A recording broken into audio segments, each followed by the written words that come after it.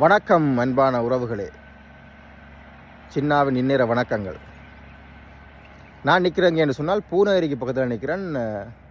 இது ஒரு பாலம் இருக்குது பக்கத்தில், ரைட். இது பார்த்தீங்கன்னு சொன்னால் மாரி காலத்தில் தண்ணி பாயிற ஒரு இடம், ரைட். இப்படி சுற்றி பாருங்க இப்படி இருக்குண்டு. அதை இப்போ புனர் நிர்மாணம் செய்து யுத்தத்துக்கு பிறகு சுற்றி காடுகள், நடுவில் ஒரு நீர் பாயிற நீர் ஓடுற ஒரு பாலம் உண்டு, அப்படி இருக்குது, பார்க்கலாம், ரைட்.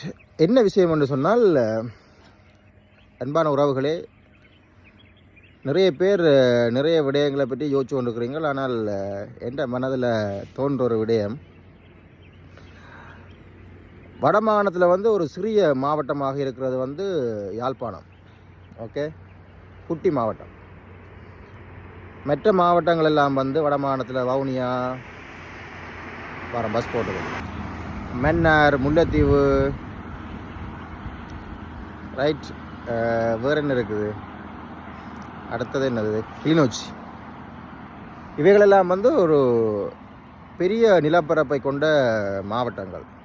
யாழ்ப்பாணத்தோட ஒப்படைக்கல. யாழ்ப்பாணம் ஒரு சின்ன ஒரு பகுதி. ஆனால் நீங்கள் பார்த்தீங்கன்னு சொன்னால் நிறைய விடயங்கள் யாழ்ப்பாணத்திலிருந்து நாங்கள்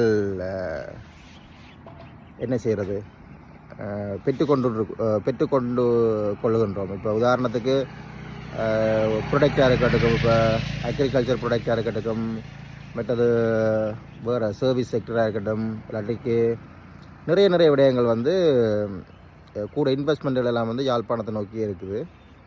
ஒரு குட்டி இடம், கொழும்பு மாதிரி. இலங்கையில் சின்ன ஒரு மாவட்டம் கொழும்பு, அதே மாதிரி வடமாகாணத்தில் ஒரு சின்ன ஒரு பகுதி யாழ்ப்பாணம். ஆனால் நிறைய விடயங்கள் அங்கேருந்து நாங்கள் நன்மைகளை அனுபவிக்கிறோம். மற்றது முழுக்க போய் பார்த்தீங்கன்னு சொன்னால் யாழ்ப்பாணத்தையே ஃபோக்கஸ் பண்ணி அங்கேயே விடயங்கள் நடந்து கொண்டு இருக்குது. எனக்கு தெரியலை, அங்கே நம்ம சனத்தொகையும் கூட தானே தமிழர்கள் வாழ்கிற ஏனைய பிரதேசங்களையும் பற்றி யோசித்து பாருங்க. இங்கேயும் கணக்கு இன்வெஸ்ட்மெண்ட்டுகள் இருக்குது.